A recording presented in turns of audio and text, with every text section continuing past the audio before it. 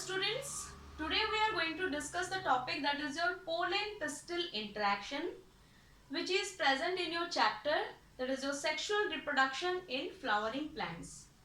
In this chapter we have studied the male reproductive part and the female reproductive part of an angiospermic flower, how the male gametophyte and the female gametophytes are formed inside it. So हम लोगों ने ये study किया था कि जो male gametophyte है that is your pollen grain, जो कि प्रेजेंट रहता है आपका एंथर में, ये फॉर्मेशन होता है by mean of your process that is called as your microsporogenesis. So हम लोगों ने एक पहले देखा था सेक्शन लेके एंथर का. The anther is consisting of your 4 pollen सैक्स.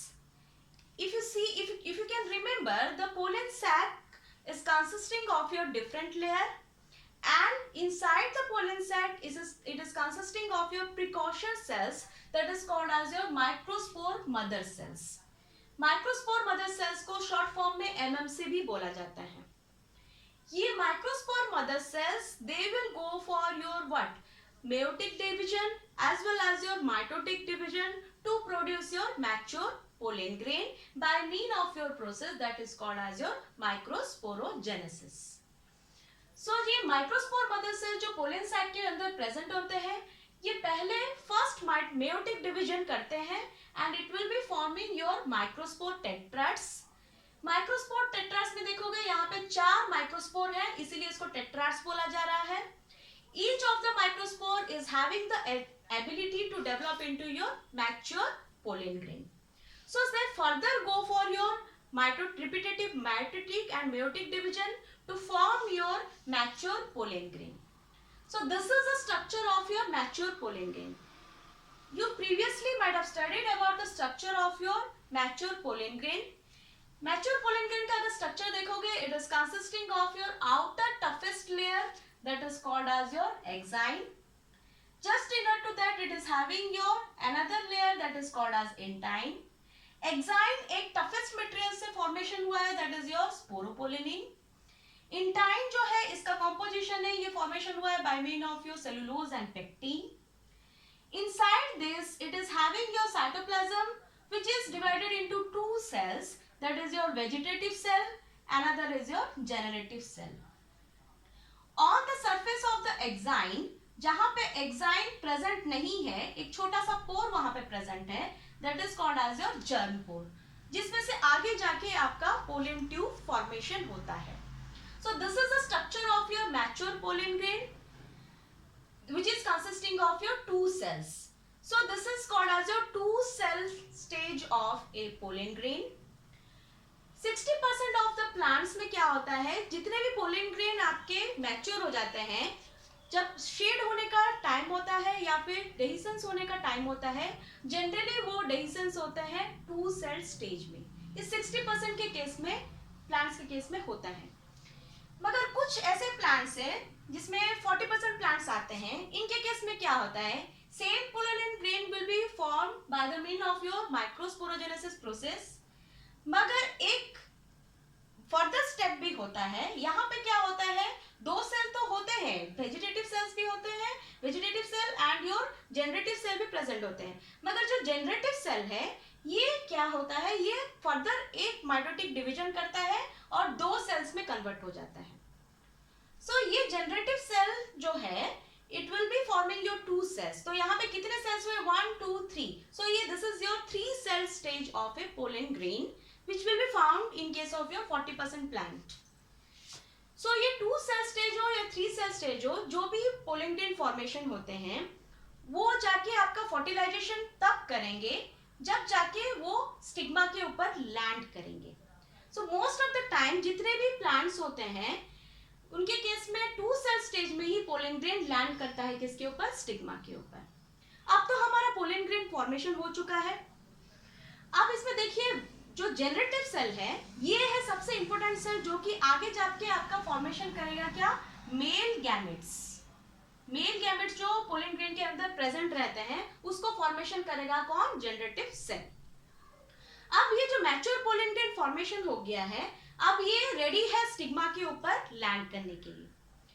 So first process of your pre fertilization, fertilization के पहले का जो प्रोसेस है, that is your pollen pistil interaction. तो यहाँ पे पोलन पिस्टिल के साथ कैसे इंटरेक्शन करेगा? पहले पोलन जाके लैंड करेगा किसके ऊपर? दैट इज योर स्टिग्मा के ऊपर लैंड करेगा। This is the structure of your female reproductive organ, that is your pistil.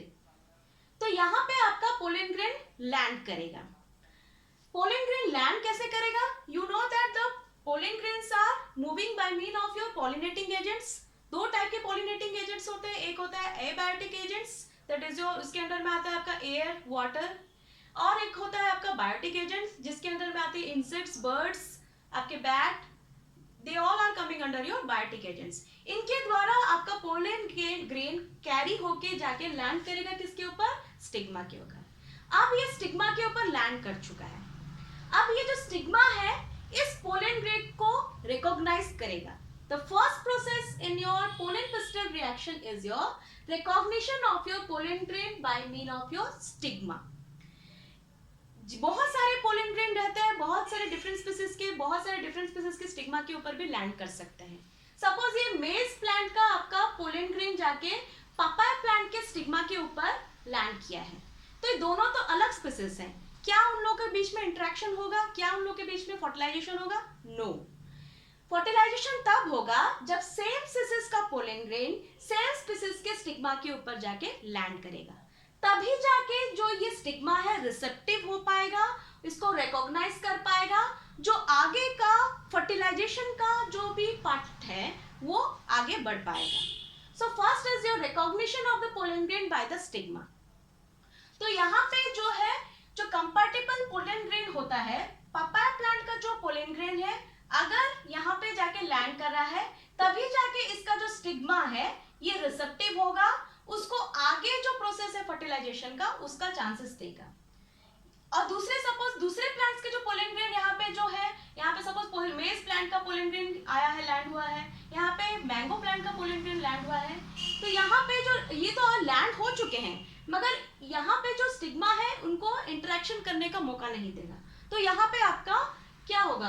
आपका कोई भी इंटरेक्शन नहीं होगा, तो यहाँ पे आपका पोलन ट्यूब का फॉर्मेशन नहीं होगा। मगर पपाया प्लांट का अगर पोलन ग्रेन यहाँ पे आके लैंड किया है, जैसे ही ये स्टिग्मा के ऊपर लैंड करेगा, ये stigma will be becoming receptive, it is recognizing its pollen grain and helps it to start the germination. यहाँ पे क्या होगा? Stigma will be secreting some of the liquid which will be absorbed by the compatible pollen grain, and after that the pollen tube will be start growing. Okay?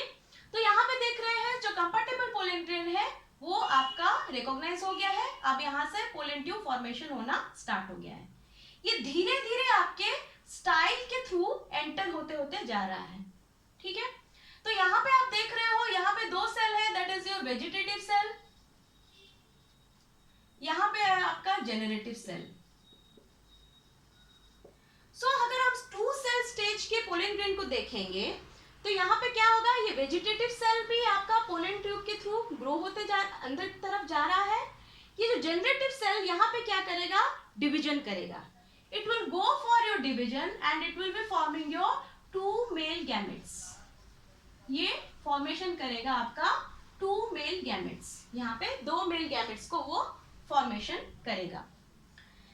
And this pollen tube will be growing towards the micropylar end of the embryo sac. ये है ovary. Inside the ovary you will be having your embryo sac. ये है embryo sac. Mature embryo sac है। ये mature embryo sac में बहुत सारे cells present है, जिसमें आपका egg भी present है। ठीक है? ये जो end है इसको बोला जाता है क्या? Micropylar end। ये जो टॉप वाला एंड है उसको बोला जाता है क्या? चालाजल एंड। हमेशा जो पोलन ट्यूब है वो धीरे धीरे ग्रो करते करते जाएगा किसके तरफ? आपके एम्ब्रियो सैक के तरफ। और ये एंटर करेगा कहाँ पे? ये एंटर करेगा थ्रू द माइक्रोपाइलर एंड। ये इस एंड से भी एंटर कर सकता है, मगर इस एंड से वो एंटर क्यों कर रहा है? क्योंकि ये एक केमिकल मीडिएटेड मीडिएटेड डायलॉग है, ये एक केमिकल मीडिएटेड डायलॉग है between the pollen grain and the embryo sac. इसमें क्या होगा, यहाँ पे देखिए एक स्पेशलाइज्ड ब्लू कलर का आपका फिलीफॉर्म एपैरेटस प्रेजेंट है, फीदरी लाइक स्ट्रक्चर प्रेजेंट है, that is called as your filiform apparatus. This is secreting some of the chemicals which is guiding your pollen tube towards the embryo sac. So यहाँ पे आपका filiform apparatus present है, तो definitely जो आपका pollen tube है वो आपका क्या अट्रैक्ट होते होते जाएगा और एंटर करेगा आपका माइक्रोपाइलर एंड की तरफ। Okay, so this is second process of your pollen pistil interaction is your growth of the pollen tube towards the embryo sac with the guidance of the filiform apparatus, as the filiform apparatus is secreting some of the chemicals. This is a chemical mediated dialogue. Okay.